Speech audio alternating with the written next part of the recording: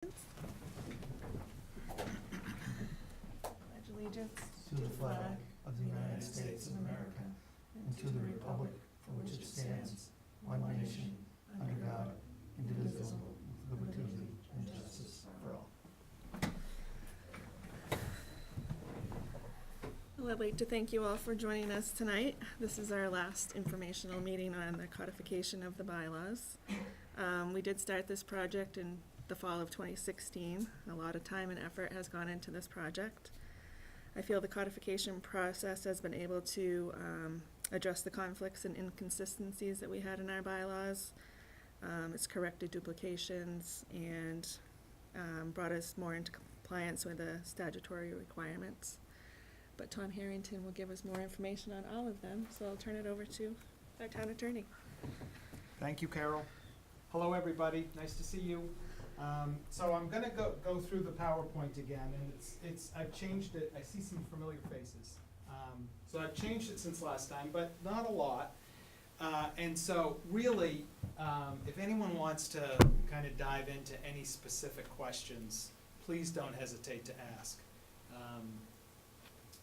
That's probably as good a use of our time here tonight as anything. So I'll jump in, but if it brings up a question or leads you to a specific section, let's just jump in. Okay. So Carol stole my thunder because I wanted to tell everyone that You need to say something. the Board of Selectmen voted to codify the bylaws in October 2016 to rectify conflicts, inconsistencies, outdated information.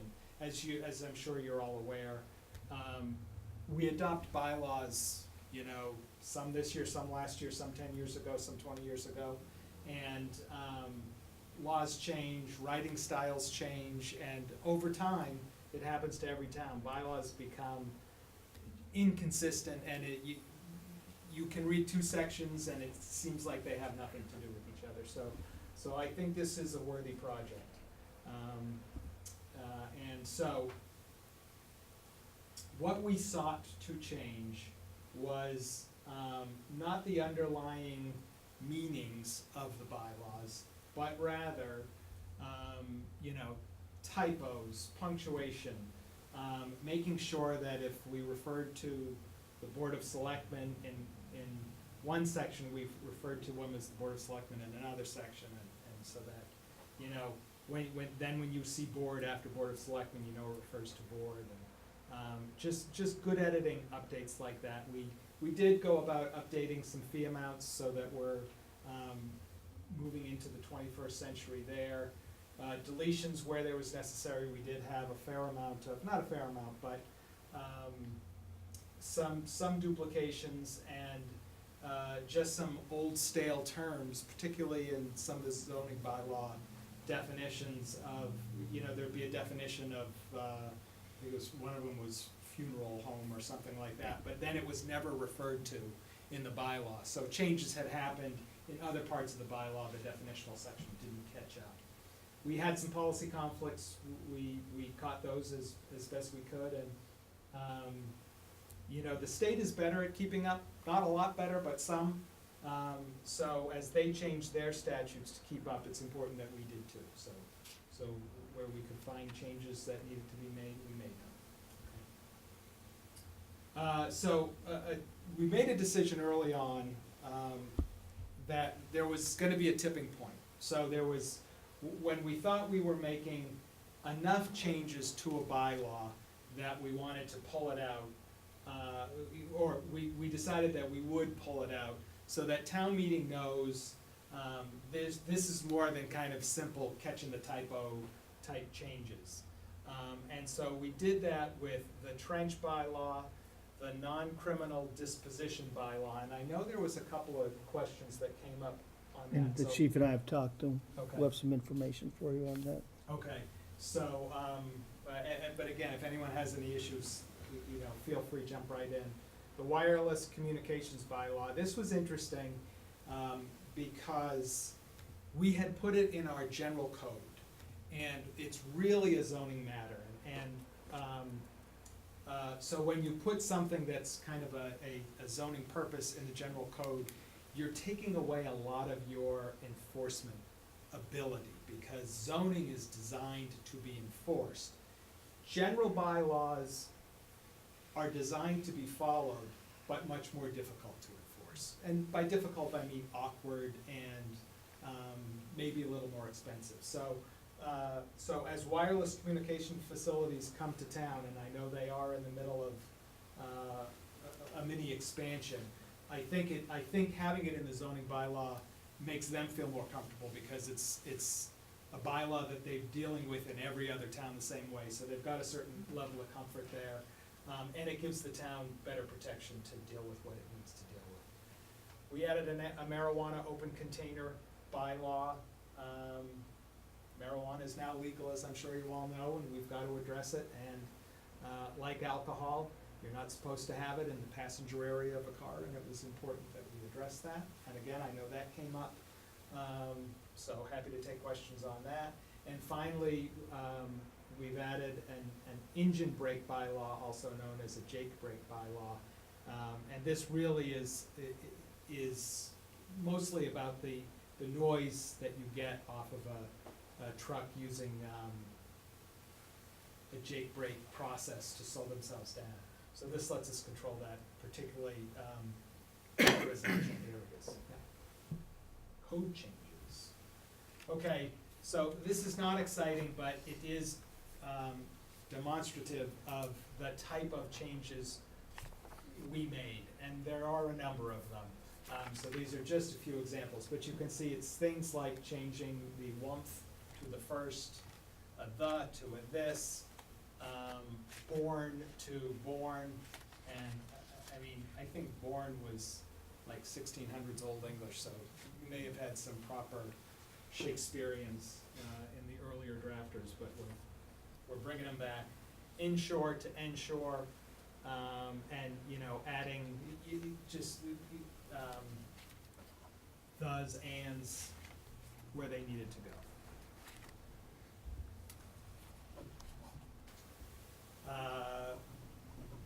Sometimes we used what might be the well, it's the incorrect name, but yeah, go ahead. There's a yeah. Sorry about that. We referred to the Recreation Committee in the bylaw, so we changed that to the Recreation Commission. Go ahead. Again, every effort was made to employ consistent terminology throughout. As an example, good drafting is you refer to the full name of the board in the first instance in a paragraph, and then you refer to that board as the board in the remainder of the references in the paragraph. So that's just good drafting and helps in a lot of ways. Updated fee amounts. So our fees particularly associated with non-criminal disposition, which is a handy way that we use to enforce a lot of our general bylaws, were increased with discussions with various town officials. Sometimes they were set so low it was, I think they literally thought they were losing money to find someone. So we brought them more into the real world with maximums of $300.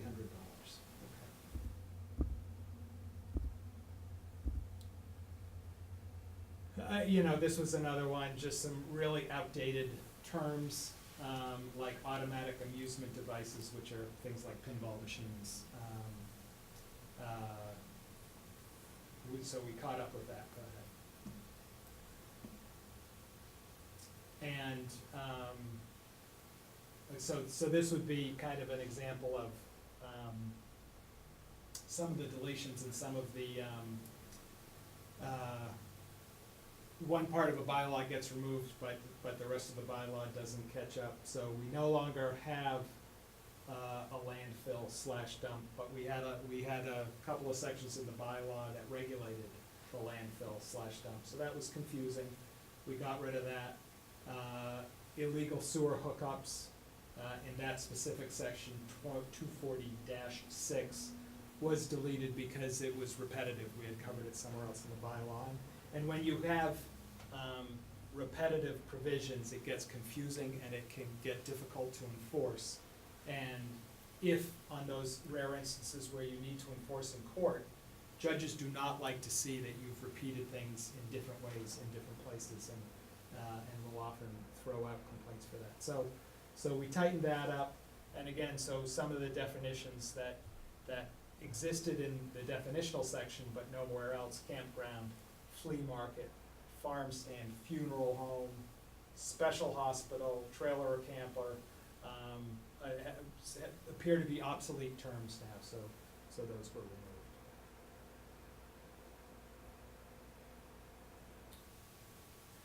So where we found a couple of locations where we had some competing provisions, and that was in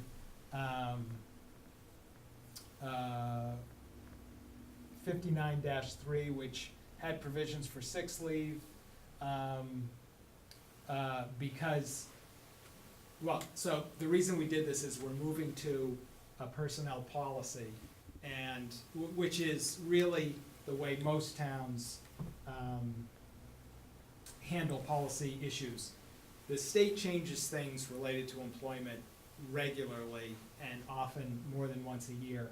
And to have it in a bylaw and only give yourself the opportunity to change those once a year, you find yourself behind the curve. And sometimes in a situation where a law is no longer legal. So by putting them in a policy, we can have boards change them, specifically the Board of Selectmen change them on a much quicker turnaround, and which is better for our employees and I think better for management as well.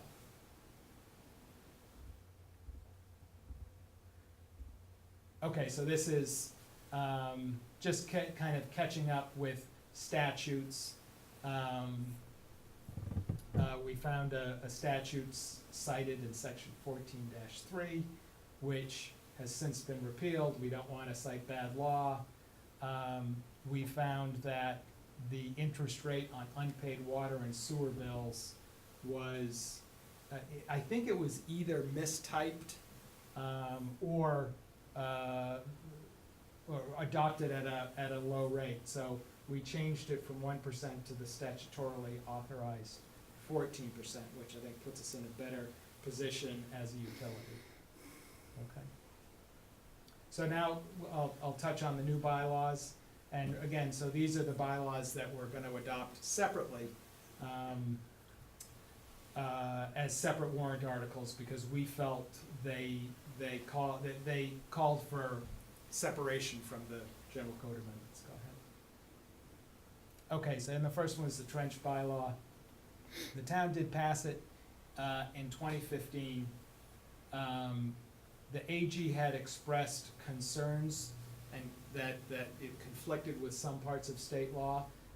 So we updated it to reflect the AG's concerns and set it out in a separate warrant article so that town meeting can consider that matter separate from the code.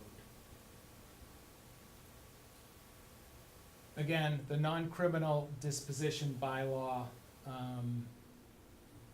we've kind of expanded it, and, well, not kind of, we have expanded it. It was fairly minimal, so this gives us more opportunity to use this tool to enforce those bylaws that need enforcing.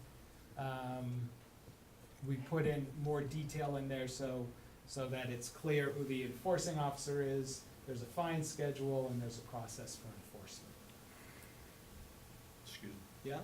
Yeah, I just wanted to know, did we end up adjusting those fees? Yes, so thank you for bringing that up. So,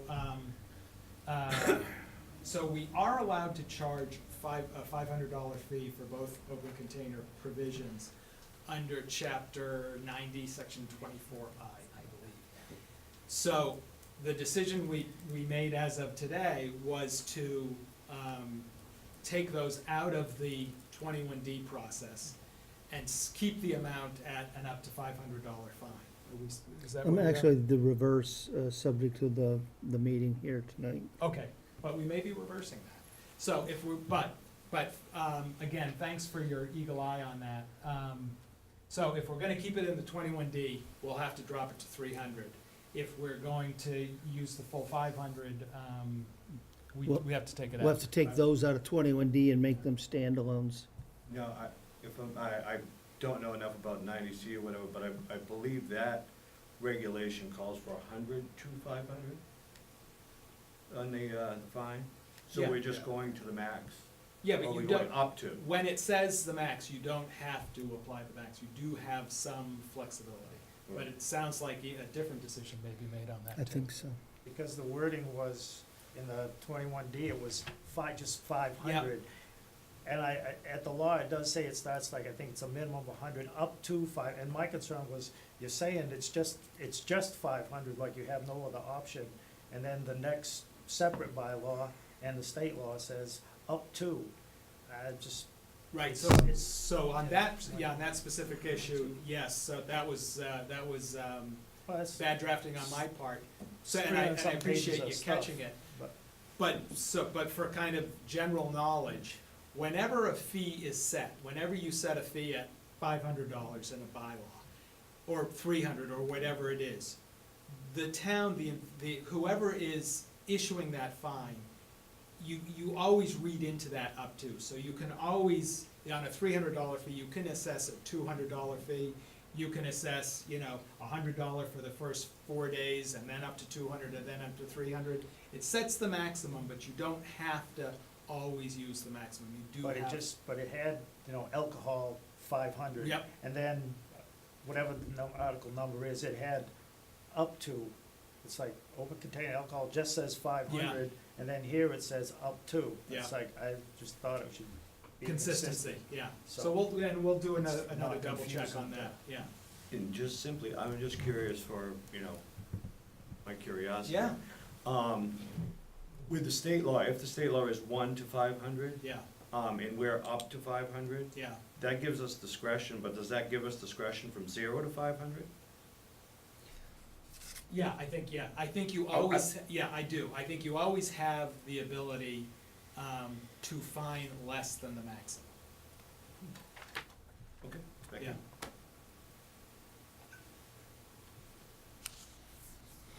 Oh, zonings, okay. Wireless, so we talked about this a little bit, but we're gonna set apart the wireless communications bylaw. It's a move to zoning. We left most of it intact. We updated some of the definitions for clarity, to kind of bring it more in line with the standard model that you see around the Commonwealth. And those changes felt like kind of enough of a change that it was worth setting out. So you'll see that. And I sent that to you earlier today, Jeff, the tracts. Okay, so then there's the marijuana open container, which prohibits possession of an open container of marijuana in the passenger area of a vehicle, and it defines open container as a package containing marijuana or marijuana products with its seal broken. Would you go back? No. There, okay. And there was some questions about that too. So I just wanted to make clear that if you go to a pot shop, you buy, for lack of a better word, a serving, right? Right. And it's so they're individually wrapped in individual servings, and those are sealed. And so if you are transporting those, and Chief, jump in if you think I go off the track here. If you're transporting those in your car and they remain sealed, you're fine, if it's in the passenger area. If it is unsealed, it cannot be in the passenger area kind of within reach, right? Within reach. Yeah. And does that matter whether it's, because I don't do it, I drink, Yeah. but if it's, you can grow it at home and have it at home, say, and you pick your stuff and you throw it in a Tupperware thing and go clip, Yeah, there's no seal on it from home. No, Right. that wouldn't pass as a sealed container. So if you're going to have the legal limit under the law, and you are going to transport it to your friend's house so that you can gift it to them, it'll have to be in a locked container, either the center console, the glove box, you can get those with locking mechanisms, or if they purchase a small toolbox or something of that nature, some locking mechanism of a box, it has to be in that sealed box. Okay, well, that was one of the questions that came up, how are you going to you go to a store and it's got a seal, like Right. a bottle of liquor's got a seal on it, but if since it's legal to take from home and you go from, point A to point B, and you say, well, this is my home, I put 4 in there, there's 4 in there, and I ain't touching it, Yeah, and there's no seal. right, so, yeah, so I guess, so it needs to, and the trunk would do, if it's And a the trunk would sedan, do. you You can can lock lock it. it in your Well, like trunk. in a truck. So you can put it in your Ziploc container or Whatever you put it in, Tupperware container and lock it in the trunk and you're good to go. or like in a truck, put it in the Yep. back of the seat, or just so you Right. can't. But that was one of the things Yeah. that came up at Right. a meeting the other night, Yeah, was how do you how do you know? enforce, it's coming from home, it's like Right. homemade. Right, right, and Chief, Okay. I'm sure, you and your team are well-trained in Well these trained. issues. Yeah. Well, That was that, just- that goes to my next question Mhm. here, because, I mean, one of the biggest or fastest growing segments of the whole marijuana industry is the CBDs. And CBDs come from marijuana plants, and they also come from what is classified as hemp, I believe, under the Federal Farm Rule of 18 or whatever, anything under 3%, Massachusetts, I think the law says 2.5%, is not marijuana. And the CBD products that are created from them are not marijuana. I just don't understand how the chief or any of his guys are gonna be able to tell if I have a tincture beside me that says nothing on it, how are they gonna know what that is without violating me or violating my rights to find out? That's my concern. Because the largest segment of this growing population of marijuana users is my age and older, and it's CBDs that they're using. And everything that I read leads to the fact that the marijuana, the THC portion of marijuana, is like dropping as a volume in comparison to the hemp side with the CBD. So I don't see this as an easy issue. For an officer, there's tinctures, there's cookies, I mean, we got a brownie beside me, is it or isn't it? It doesn't say, I got a cookie, I got a box of cookies, it doesn't say. How, without them confiscating my product, whatever it is, and, delaying me, holding me up, do they find out? Is there a means to test at the car, like with a breathalyzer or? That is on the way. So if we got to an incident where we were gonna have an encounter where we suspected that you had THC made products, we would issue the citation, we would take the products and we would have the products tested. You would have the right to a hearing, at which time the findings of the testing would come out, and if it's not THC, you get the product back and the citation's dropped. And that is my concern. But to me, that's no different than, if I'm pulled over and I have a glass of beer, and it's not in the bottle, it's in the glass and it's open, and I say it's a non-alcoholic beer. Well, we're just gonna have to go through the process. I get pulled over and I got a soda, right? And if I'm not intoxicated, they're not gonna check to see if there's alcohol in the soda. Probably not, they We would, wouldn't check yeah. But I'm levels saying- either but unless I'm- we detected something. Right, But- So you're bringing up an issue that would never come up Well- unless we had reason to believe there was a THC product in that vehicle. That's why. Is I'm- there an odor? This is why I'm bringing up the issue, because this is the only item on the bylaws that attaches 190.6, which says that if this is found to be not enforceable, everything else along with it, which is what I believe this is designed for, stays in play. yeah, I'm not. 196 is attached to this, section 196 of the bylaws is Yeah. attached to this.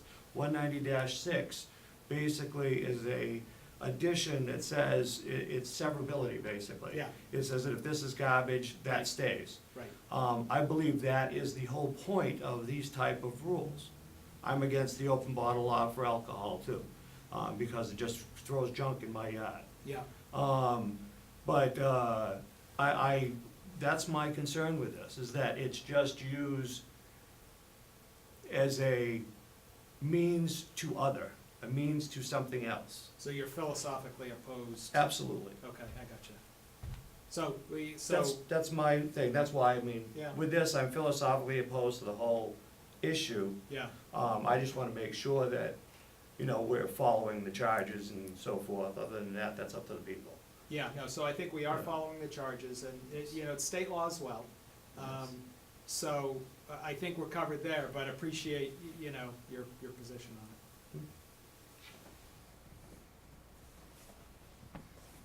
it. Okay, so this is the Jake breaking.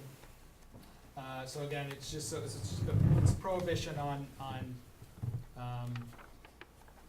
using your engine to slow you down because it makes it too loud. Do you get Correct. complaints about this? Numerous. Okay. Mr. Terenzini and I talked about this earlier today, and the bylaw is intended to be specific, area specific. It's not townwide. So what would happen is, I'll give an example, we have numerous complaints of Jake brake use on North Main Street. North Main Street going to Depot Road. North Main Street at Depot Road does not require a Jake brake. The grade is not that you need to use a Jake brake. The speed is not that you would create enough speed that you would need a Jake brake. It's harsh and ejectable noise for that area. We would have an open meeting, bring it to the selectmen, recommend that be posted as a Jake brake area, post it, and then enforce. It's not meant for everywhere in town, because I also have complaints, as I pointed out, Baldwinville Center. Baldwinville Center has some hills in it. You're not gonna be able to enforce that there. That wouldn't be a place that you would be able to put that into effect. Just as a CDL driver, and yeah, it's not a real steep hill or anything, but just in general, the Jake brake allows you, and they're in 1 tons and stuff, and a lot of the noise is the exhaust system. If you have open pipes or older Right. trucks with the muffler's almost through, you really hear it loud. Yeah. And in newer ones, not so much. But generally speaking, I like to use the Jake brake, so I'm not using my brake. One thing, it's economical as a truck owner and operator, but it also saves the brakes for when I really need them. And you let off the exhaust and it slows the vehicle down without hitting the brakes and allows you to go. And my older truck, you could it had a switch to turn on and off. Some of them now, they're built into the engine, electronic wise and stuff. But that's like North Main Street. It goes to a gravel pit, down Depot Road. They're heavily loaded, so Yeah. when they let off, it's the engine touching it down, and you're not hitting the brakes. Right. And you're keeping your brakes unglazed for when you really might need them. If somebody pulls out in front of you, the Jake brake is not gonna stop that truck. Right. So I'm not making excuses for people using it, but I'm just saying the reasoning is in that area, North Main Street, it goes to a gravel pit, those trucks are heavily loaded, maybe overloaded, but they're carrying heavy loads, and the Jake brake is on, the guy's taking the corner, and you don't have to hit your brakes. You're saving your brakes for, Right. you really need, because further down, there is a hill there. But in that area, that's my belief of why you hear so much about the Jake brakes, because a lot of sand and gravel trucks, Right. dump truck, trailer trucks carrying a heavy load, and they're running it for several reasons. Yeah.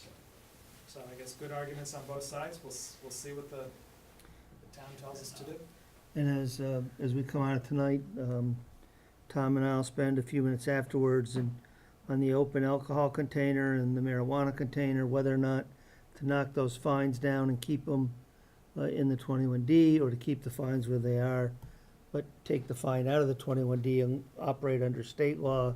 And then the suggestion that the chief has, that the Jake brakes would be in areas set by traffic order of the select board after a public hearing.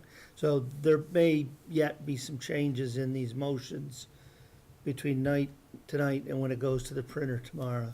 Cause it's kinda like a barking dog, by the time, unless you're sitting right there when you get there, I mean, they're gone. True, but just like speeding cars, we could enforce it by having guys sit in the area, and at least the residents would be happy that we're there trying to enforce it. Because I can tell you, we have numerous complaints by the individuals living there that have to deal with that day in and day out. And they operate almost 7 days a week. Right. So I don't think any of us would wanna live next to that. I have enough complaints with planes. If I could just touch on that Yeah. alcohol open container Yeah. one real quick, because I did happen to watch the advisory committee on it, and there was one comment that I just really found a little comical, because the open container law has been in effect since I've been employed, okay, so you're talking 24 years. Oh, I have not seen one individual get cited for taking his empties to cash them in. That's just not gonna happen. Officers have enough knowledge and common sense that they're not gonna get a guy that has a bag full of empties going down to the corner store to cash them in. And a normal person that is going to be going to cash his empties in usually doesn't have like a open can in the center console that's cold to the touch. He's on his way So- to get, I got 3 That gets empties him to and 3 $1. full ones. Come Right, on. so, I mean, it's not a law that somebody that isn't doing something wrong is gonna get in trouble for. It's enforced because of things that arise. They're driving, how are they driving? You walk up to the car, is there an odor? That's how that happens. I mean, the guy isn't just sitting there looking in the car and, hey, what's that underneath your seat? Oh, you got an open container. You know, it leads up to this. It's not just looking for that. So I just had to make a comment on that, because I was a little, that doesn't happen. You could just park outside the return store. Yeah, I mean, most of them sit there and they drive around, they open up their trunk and they throw them in the trunk. Yeah. You know, we see that. We deal with that all the time. They throw them in the back of the truck. We see that too. That's a little tricky though, because some of the guys are smart and they'll be drinking, and that's where you catch them. That's what led to that. Okay, you're driving. We smelled alcohol. You're bloodshot, glassy eyes. Oh, wait a minute. Whoa, this can's cold to the touch in the back of your truck? Okay, we got you. Okay? Thanks, Chief. You're welcome. Okay. My too. Questions? Okay, so we're at the end. So, any other questions that we can address? And again, you know, I watched the advisory too, and I appreciate, I appreciate all the extra set of eyes and the effort people put into this, because we are not infallible, and you all work with these on a daily basis, and so, it's just gonna result in a better product, so appreciate all the effort that's gone into reviewing this. One other thing that you may see a little different, Tom and I talked about it earlier today, depending upon what we decide on some of the freestanding bylaws, the non-criminal disposition, we may actually make a motion to move it to be taken up after the action upon the alcohol open container, the marijuana open container, and the Jake break, so that we aren't adopting a 21D that has fines on it that perhaps the freestanding bylaw may not pass. So you may see a motion or two to have a couple of things taken out of order, because now that we've been through it around the 8th time, we've realized maybe the lineup could have been a little bit better. 9 times the charm. So that's all I have. Unless there's any other questions on the general warrant articles, well, we have Tom, we've addressed some on the zoning bylaw. We had 3 questions on that. One related to timing, which I think has been addressed. One related to notices to adjoining towns. That can be addressed by seeking waivers from them. That's often a courtesy towns grant each other, especially when the zoning changes and on their border. And then a third one, Bob, today, I think we've addressed with you on the non-resident. Yep, Occupant. there is one more, I Sure. kept reading. I Sure, kept Bob? reading, so there was one more. Well, we have Tom here, sure, please. Yeah, that's why I figured what the hell. On the zoning, 40A, section 5. Okay, Um, zoning act, okay. Right, the zoning act.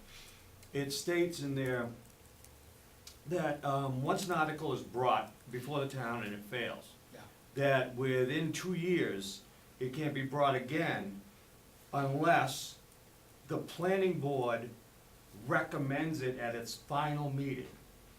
Now, I have no idea what that means, but I know that at the final hearing, Yeah, the motion to bring it forward was move forward. They avoided any kind of recommendation, push move, or any kind of support move because of the prior issues. yeah. So they just said to move forward.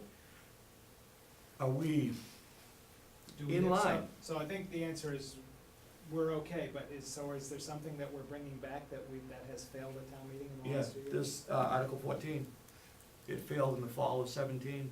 In a different form, however, had additional parcels. Oh, in it. okay, so the way the planning board would deal with that is, that is a reason for Okay. them to,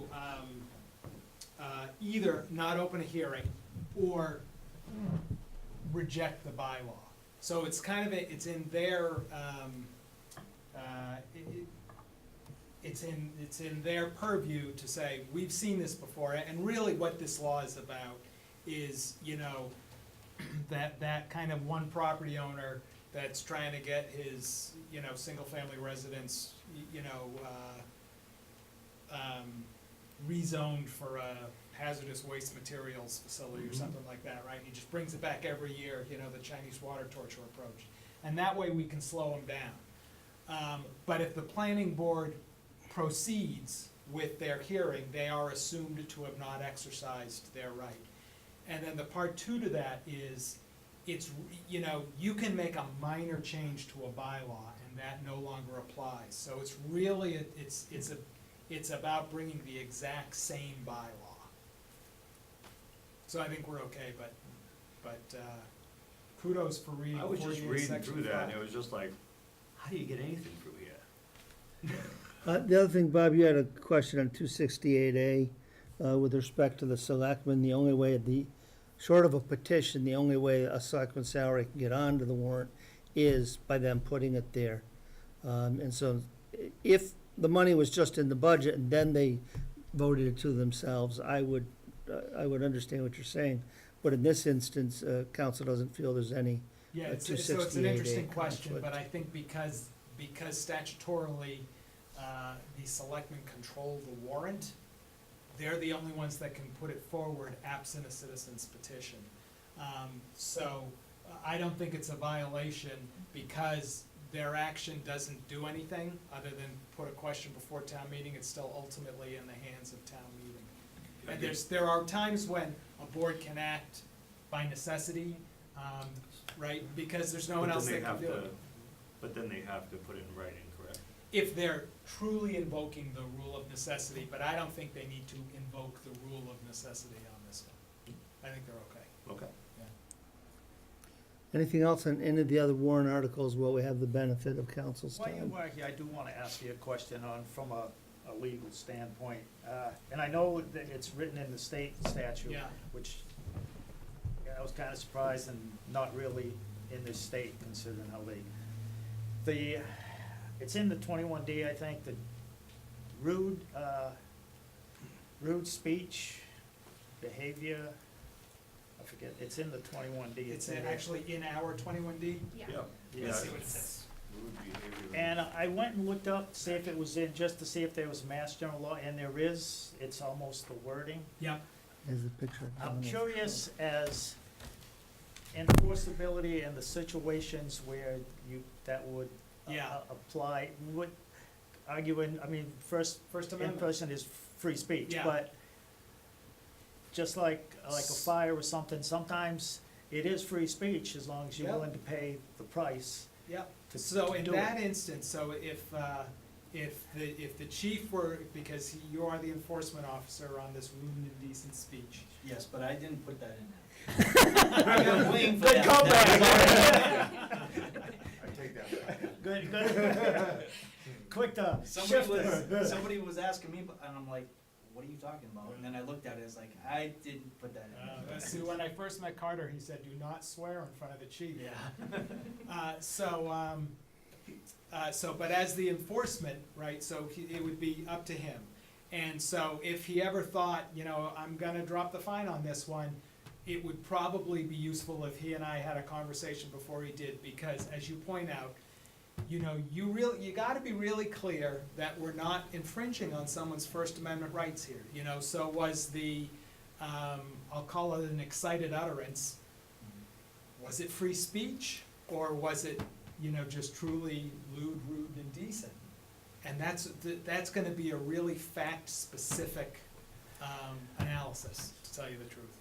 That's- I was just wondering what you know, if there was an in-stone situation where you are free to say it, but, you know, again, there's certain instances that you're free to say it, but Right. there is a price. That's probably gonna depend on the most recent Supreme or SJC court ruling. Yeah, no, you're not kidding, because the law on free speech is constantly changing. I don't know if you've been following you know, there's kind of been some free speech issues at school committee meetings in Natick and the like, and so it's, you know, it is an ever-growing area of the law, and, you know, what you or I might consider just rude speech, a judge might say, you know what, I think he was just expressing his opinion in a colorful manner. Or just get more creative in your vocabulary and then say what you wanna say without Yeah. cussing.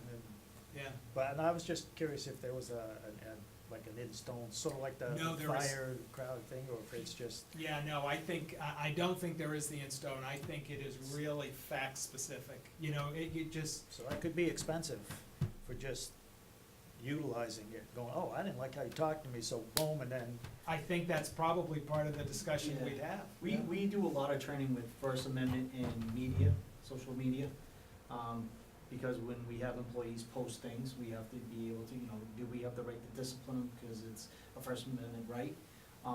So we would kind of use that guideline, and then in most cases where I would see this take effect is when, say after the election, you're a selectman, you're at a meeting, somebody's in the meeting, and you feel that their speech is, or their tone of talk to you violates that, you would come to us, or me or the detective, and we would take it, we would view the video, and then we would pass that on to town council and see what they think, and then we would go forward.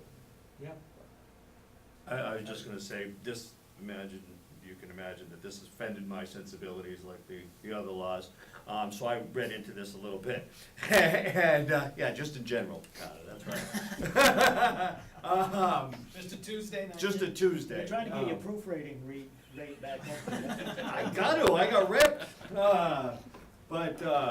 No, I was reading into that, and, you know, because I was, like, when I read that, I get upset and so forth, and I was envisioning, you know, testing it out at the meeting and all this stuff. You know, so I was seeing where the limits were.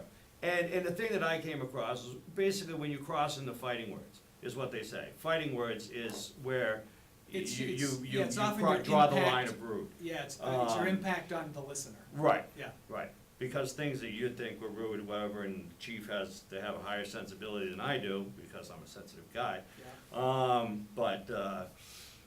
Yeah. Yeah, that's right, damn it. Excuse me, but anyway, that's my take on it, and I ain't fighting it. Yeah. Well, again, you got a philosophy, and I appreciate that. Anything else? We're all set? Okay, well, I want to thank everyone for joining us tonight, and just a reminder that the annual town meeting is on Wednesday, May 15th at 7 p.m. in the auditorium, and the annual town election is Monday, May 20th from 11 to 7. And absentee ballots are available until Thursday the 16th. And that's all I have. Thank you again. Thank you, Carol. Thanks, everybody.